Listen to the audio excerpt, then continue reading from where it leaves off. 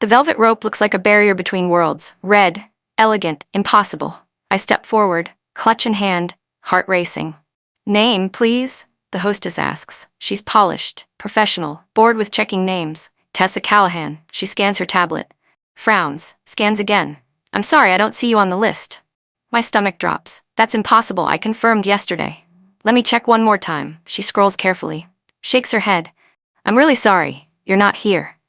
I reach for my clutch to show my invitation. The cream envelope, with my name printed. But it's not there. It should be there. I always keep important things. Then I see her. Maribel Wynn, CEO's wife, 10 feet away, holding a cream envelope. My envelope. She glances at me, smiles. That cold, perfect smile, like she's won something. Then she turns to the hostess. Maribel Wynn, I have my invitation right here. She hands over my envelope, my invitation, with my name on it. But the hostess doesn't look closely, just sees important wife of CEO, waves her through. Maribel glides past the rope into the ballroom with my invitation. I find my voice, keep it steady, professional. Excuse me, that envelope, that's actually mine. Maribel pauses, turns back, looks at me like I'm dirt. Staff don't get invited to charity galas, her voice carries, intentionally loud, making sure others hear, making sure I'm humiliated. Then she walks away, leaving me outside. At the rope, while the hostess looks embarrassed. I'm sorry, miss, without confirmation. I should argue, should fight harder. But I've been trained, my whole career, to be polite, to not make scenes, to stay invisible. So I step aside. Even though it's killing me. Even though this gala means everything. My name is Tessa Callahan, I'm 32 years old, executive assistant at Wynn Technologies, 4 years now. I'm the person who makes things happen, the one who anticipates needs, fixes problems before they become crises, remembers birthdays, manages schedules, keeps everything running smoothly. I learned early, be excellent but invisible, be essential but never threatening. That's how assistants survive, by being perfect but unseen. This gala isn't random, it's Children's Hope Foundation. The organization that saved my sister 8 years ago, when Lucy was 16, struggling, lost, drowning in depression. Our family had no money, no insurance, no options. Children's Hope stepped in, free therapy, support groups, crisis counseling, they saved her life, literally. Literally. I was 24 then, working my first real job, barely surviving. I couldn't help her, couldn't afford therapy, couldn't do anything. Except watch, and hope, and pray. Children's Hope gave us that hope. Gave Lucy tools, gave her reasons to keep living, to keep fighting, to keep breathing. Today, Lucy is thriving, healthy, happy, in graduate school, because they helped.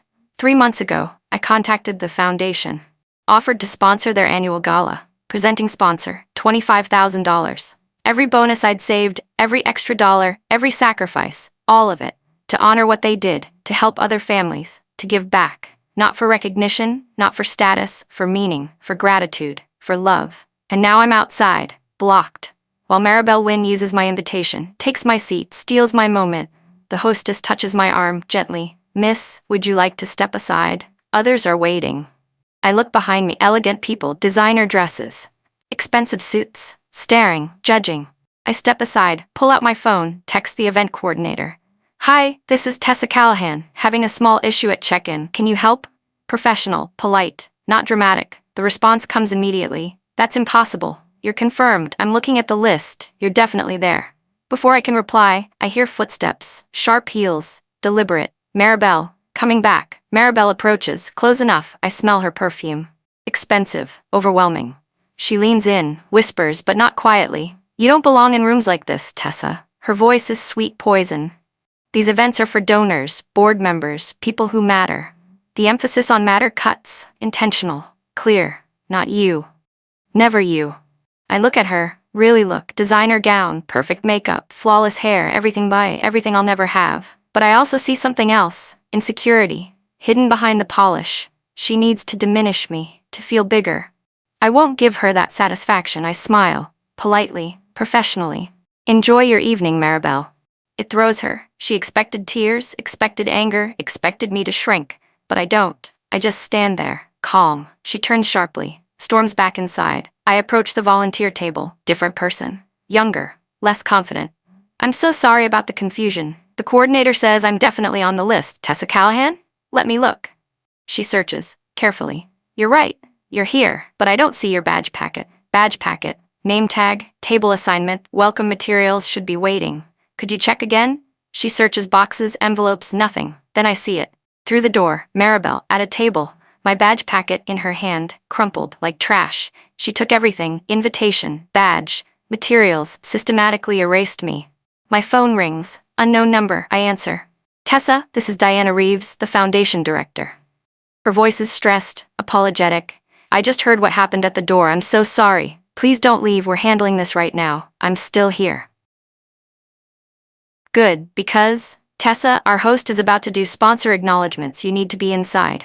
My heart pounds. I understand. The thing is, you're the presenting sponsor. Your name is going to be read. Publicly, you have to be there.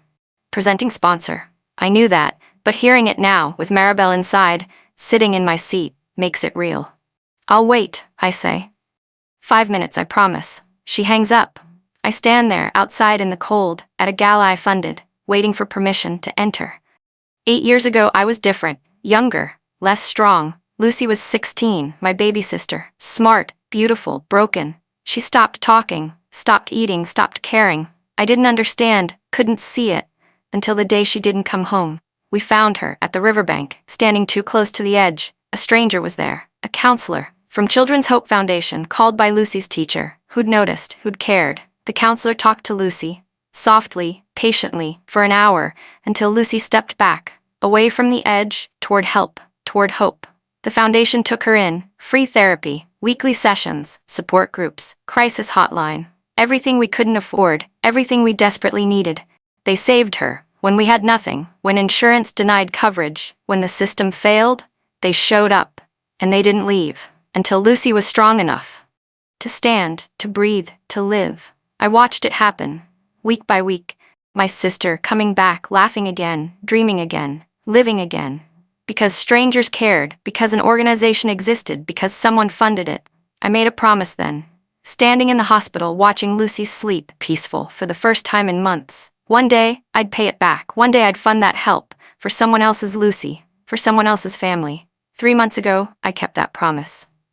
$25,000. The presenting sponsorship, my name on the program, my money funding hope, not for recognition, for meaning, for honoring what they did, for making sure another family gets the same miracle.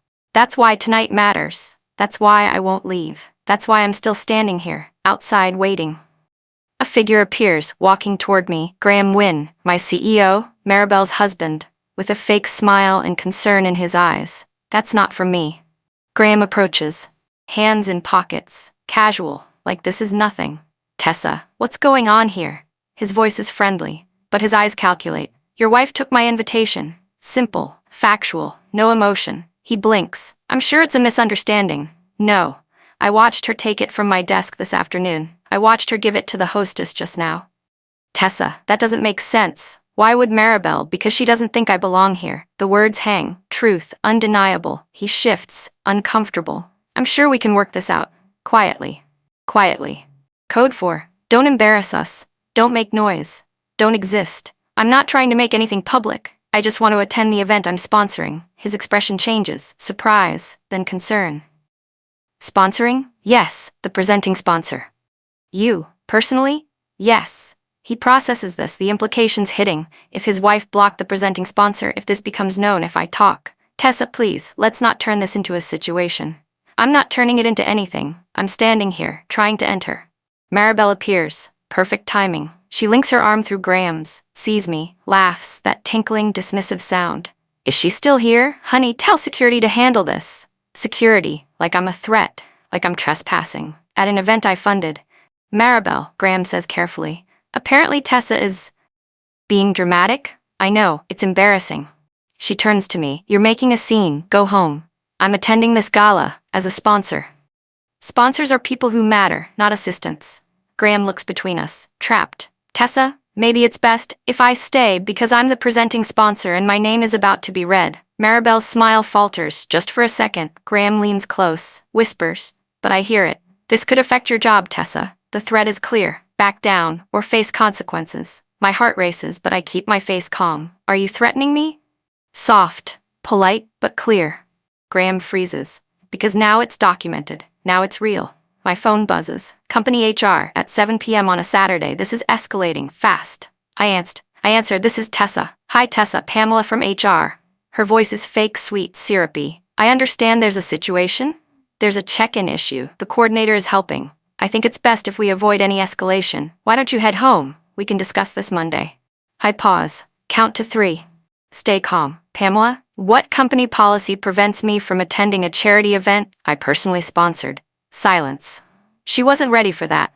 Well, it's not about policy, it's about professional boundaries. I'm attending as a private donor, not as an employee, on my own time, with my own money. Yes, but the optics. Is there a policy violation? No, however, then I'll be attending. Thank you for checking. I hang up. Professional, polite, firm. Graham's face reddens. Maribel looks furious. Before anyone speaks, the ballroom doors open, music drifts out, applause, people flowing inside. The event is starting. Graham and Maribel disappear, into the crowd. I'm left standing, still outside, still waiting. A young volunteer approaches. Nervous. Miss Callahan? Diana sent me. Please, come with me. Finally, I follow her, past the rope, into the ballroom. It's beautiful. Everything I imagined. Crystal chandeliers, white flowers everywhere. Tables set perfectly, 500 people, dressed elegantly, talking, laughing, belonging. The volunteer leads me forward, toward the front tables, reserved seating. I see them, name cards, place settings. We approach a table, prime location, front and center. Maribel is sitting there, in the seat marked for the presenting sponsor, my seat. The volunteer hesitates, sees the problem. Miss Callahan, that's actually your table. Maribel hears, turns, sees me, her face twists, fury, barely contained. The volunteer points, that's your seat, ma'am. There's a place card. White, elegant. Tessa Callahan, presenting sponsor. Maribel stands, grabs the card. This is wrong. I'm sitting here. Ma'am, I can't change the seating. It's logged. The coordinator, I don't care about the coordinator. People turn, stare, whisper. Maribel is making a scene. The thing she accused me of. The volunteer looks terrified. I need to get my supervisor. She runs off, leaving me standing, near Maribel, near my table, near my seat, that she's occupying. I don't approach, don't engage, just stand quietly, waiting, watching. Maribel signals a server. Remove this card. Now. The server looks confused. Ma'am, the seating is set.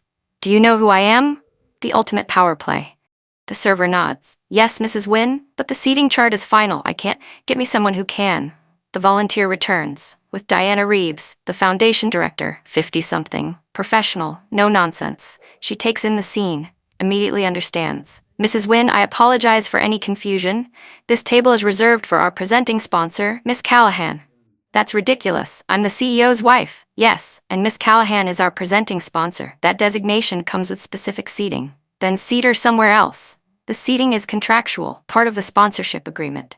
Contractual. The word lands, hard, legal, binding. Maribel can't argue with contracts. She looks around, realizes people are watching, recording, whispering. She's the spectacle, not me. She grabs her clutch. Fine, I'll sit somewhere else. She storms off, to a different table, further back, less prestigious. Diana turns to me. Tessa, I'm so sorry. Please sit. Can I get you anything? I'm fine, thank you. I sit at my table, the presenting sponsor table, hands shaking slightly, but face calm. A woman next to me smiles. That was impressive. What was? How you handled that? I would have screamed. I've had practice staying calm. I'm Rebecca, board member. Tessa. I know, your sponsorship is incredible. Test 25,000 families you're helping. That's why I did it. She squeezes my hand. Thank you. The lights dim. The program starts. I breathe, finally. Try to calm my racing heart. A server offers champagne. I take a glass. Don't drink, just hold it. Something to do with my hands. The MC takes the stage. Good evening. Welcome to the Children's Hope Foundation Annual Gala. Applause. It's starting, and somewhere in this program my name will be read. The MC talks about the foundation, the work they do, the families they help. I think about Lucy, 8 years ago. Standing at that riverbank, lost, and now, thriving. Because of this organization, that's what matters. Not Maribel's cruelty, not Graham's threats, not any of it. Just this. The impact, the meaning, the lives saved. The MC continues. Before dinner we want to acknowledge our incredible sponsors. My stomach flips. Here it comes. Let's start with our bronze sponsors. Names are read. Polite applause after each. I scan the room. See Maribel at her new table. glaring at me. See Graham near the bar, looking uncomfortable. See others watching, curious, judgmental. And now our silver sponsors. More names, more applause, building. I grab my program, flip to the sponsor page. There it is, large print. Presenting sponsor Tessa Callahan. Not the company. Not Graham Wynn. My name, clear, permanent, undeniable. My phone vibrates, text from Graham. Please, we can talk tomorrow, don't make this bigger. I don't respond, just silence my phone. The MC continues. Our gold sponsors, we're getting closer. To my name, to the moment, my heart pounds, thundering, I can barely breathe. And now, the sponsor who made this entire evening possible. The room quiets, anticipating. Our presenting sponsor donated $25,000 to ensure we can serve twice as many families this year. Gasps around the room. That's significant, even for wealthy donors. This sponsor believes deeply in our mission, in helping children and families in crisis, in giving back. I grip the table edge, trying not to pass out. The MC looks at her card, pauses, for effect, then reads. Clear and loud. Our presenting sponsor is Miss Tessa Callahan. My name, my full name, echoing through the ballroom, through 500 people, through crystal and flowers, through everything. My name, the one Maribel tried to erase, the one Graham tried to silence, being broadcast, to everyone. The room erupts. Real applause, not polite clapping, genuine appreciation. The MC continues. Miss Callahan, would you please stand? I stand. Legs shaking, hands trembling, but I stand. The applause swells, louder, stronger. People turn, to see, to acknowledge. I see Maribel, frozen, face white, then red. She had no idea, thought I was just staff, just an assistant, just someone who didn't belong. She didn't know about the $25,000, about the sponsorship, about my name being contracted, printed, permanent. I see Graham, pale, understanding dawning. His wife blocked the presenting sponsor, stole her invitation, threatened her, and he backed it up. All witnessed, all documented. The MC isn't done. Miss Callahan's generous sponsorship will allow us to expand our crisis counseling, serve 200 additional families, provide 24/7 emergency support. Her gift represents hope for so many. More applause. Louder. I feel tears, but I don't cry, just stand there. Present. Real. Seen. The MC smiles at me. Miss Callahan, would you join me on stage? We'd love to thank you properly. No, I didn't want this. Didn't want attention. Just wanted to give back. Quietly. But Diana is nodding. The board is gesturing. Rebecca nudges me. Go. You deserve this. I walk toward the stage. Every eye on me, every phone camera pointed. The assistant, the invisible one. The one who doesn't belong. Walking to the stage. As the presenting sponsor, I climb the stairs. The MC hands me the microphone. I wasn't prepared. Didn't write a speech, didn't expect to speak. I look out. 500 faces, waiting. I open my mouth and tell the truth. Thank you. I wasn't expecting to say anything. My voice shakes. I steady it. 8 years ago, my sister Lucy was in crisis. She was 16 and struggling. Our family didn't have resources to help her. The room is silent, completely silent, listening. Children's Hope Foundation stepped in. They provided therapy, support, hope when we had nothing. I pause, emotion rising. Today, Lucy is healthy. She's thriving. She's in graduate school, because this organization believed in her. I look at Diana. This sponsorship is my thank you, my way of making sure other families get the same help we received. Applause. Different this time. Emotional. Understanding. I hand back the microphone. Diana hugs me. Thank you, she whispers. Photographers take pictures. Board members shake my hand. It's overwhelming. Beautiful. Terrifying. I make my way back. To my table. People stop me. Congratulate me. Thank me. It takes forever. When I finally sit, Rebecca grabs my hand. That was beautiful. I didn't plan it. The best ones never are. Dinner is served. I can't eat. Too much adrenaline, too much emotion. I glance at Maribel's table. She's gone. Left. Graham is still there, staring at his phone. Damage control, probably. After dinner, Diana approaches. Tessa, can we talk privately? Of course. We step into a hallway. Quiet. Away from the noise. She looks serious. I need to tell you something. Okay. Maribel Wynn approached our board earlier this year, wanted to manage our events, be in charge. And we declined. She was demanding, wanted control without doing work. I see. After tonight, our board met. We've decided she's no longer welcome at foundation events. She created liability. You don't have to do that. Yes, we do. She tried to prevent our presenting sponsor from attending. That's unacceptable. What about the company? Graham? The company didn't sponsor, you did. Personally, there's a distinction. I nod, understanding. One more thing, Diana says. What? Your CEO's office called, requested an urgent meeting Monday, with you and legal. My stomach drops. About what? They didn't say, but I imagine about tonight. Of course, I'm being called to legal, for being a sponsor, for existing. This isn't over. The rest of the gala passes, auction, dancing, speeches. I participate, smile, act normal, but my mind races. Legal meeting, Monday morning. What will they say? Fire me? Force an apology? Make me sign something? I don't know. I leave early. Before it ends, slip out quietly. The way I'm trained, invisible exit. At home, I change. Pajamas, comfort, sit on my couch, stare at nothing. My phone buzzes, text from Lucy. Someone posted video of your speech, are you okay? Video. Of course, everything is recorded now. I'm fine, long night, call you tomorrow. I'm proud of you, those words. From her, make everything worth it. I open social media, against my judgment, search for the video, find it. Posted by someone at the gala, already 50,000 views. Caption, presenting sponsor reveals why she gives, beautiful moment. I watch myself, on stage, voice shaking, telling Lucy's story. The comments are mostly positive. This is real philanthropy. She didn't do it for attention, beautiful. But there are others. How does an assistant afford $25K?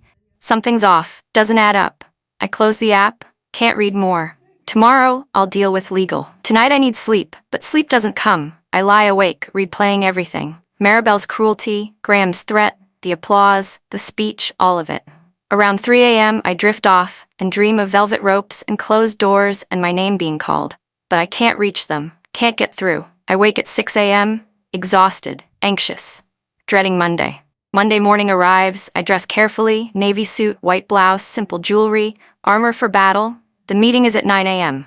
I arrive at 7:30, need time to prepare, to breathe. I make coffee, sit at my desk, check email. 50 new messages, most urgent. I scan subjects. Meeting confirmation, legal. Urgent, Monday discussion, confidential. My stomach churns. I open the meeting invite. Attendees, Tessa Callahan, Graham Wynn, Pamela Torres, Bryant Cole, legal.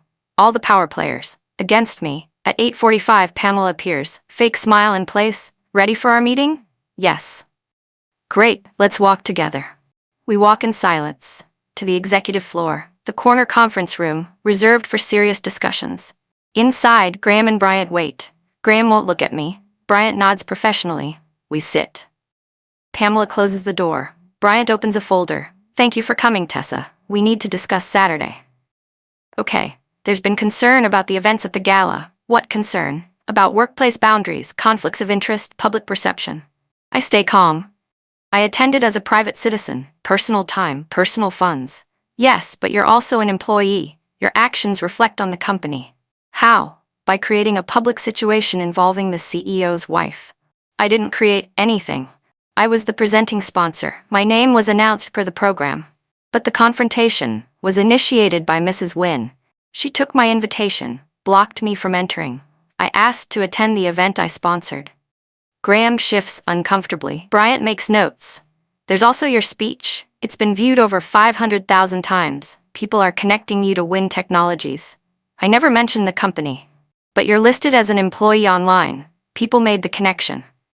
I can't control inference. Silence. Bryant exchanges looks with Pamela, then says something unexpected. We've reviewed the situation, including timeline, contract, seating. He pauses. We've determined Mrs. Wynn's actions created significant company liability. Wait, what? Bryant continues. Mrs. Wynn interfered with a business relationship, prevented our employee from attending a professional event where she was primary sponsor, used her position inappropriately. I'm stunned. This isn't what I expected. Furthermore, Bryant says, Mr. Wynn made statements conceivable as workplace retaliation, threatening employment based on personal dispute. Graham's face reddens. I didn't threaten. You said this could affect your job, with witnesses. That's documented. Silence. Heavy. Tense. Bryant turns to me. Miss Callahan, you did nothing wrong. Your sponsorship was personal, your attendance appropriate, your speech moving and well received. Thank you. However, this created complications. What complications? The foundation contacted us, concerned about the incident, about Mrs. Wynn's behavior, wanted assurance you weren't facing retaliation. And we assured them you weren't, and we want to make that real. Pamela jumps in. We'd like to offer you a new position. Partnership coordinator. You'd manage our corporate giving program, identify nonprofits, facilitate relationships, coordinate volunteering. I blink. You're promoting me? We're offering an opportunity, one aligned with your obvious passion, and if I decline, you can stay in your current role. No retaliation, but we think this fits better. Graham finally speaks. Tessa, I apologize for Saturday for what Maribel did, for what I said. It was inappropriate. Rehearsed, coached, but still an apology. I accept your apology. Bryant hands me a folder. Position details, salary, benefits, review it. Let us know by Friday. And Mrs. Wynne has been informed she cannot interfere with company business or employee activities. Clear boundaries going forward. Translation. Graham got lectured. Maribel got warned. The meeting ends. Handshakes. Professional courtesy. Like Saturday didn't happen. But it did. And there are consequences. Just not the ones I expected. I return to my desk. Open the folder. Partnership coordinator. Real position. 20% salary increase. Private office. Report to VP level. Everything I should want. But it feels like payoff, like moving me away, eliminating awkwardness. I sit with it. Think. My phone rings. Diana. Tessa, I heard about the meeting. Are you okay? I'm fine. They offered a promotion. That's wonderful. Is it? You don't sound excited. I don't know what I feel. Can I tell you what I see? Please. Someone who gave selflessly, was treated terribly, handled it with grace, and is now being recognized, or being moved to avoid embarrassment. Does motivation matter if outcome is positive? I consider that. Maybe not. Tessa, you changed things. For yourself, for everyone who saw, everyone who watched your speech, everyone who learned assistants can be philanthropists. I didn't mean to make a statement. The best ones never do. We talk longer. She invites me to visit, see the programs my sponsorship funds, meet families being helped. I agree. After hanging up, I feel clearer.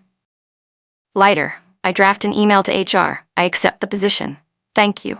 Send. Done. New chapter, new role, new beginning.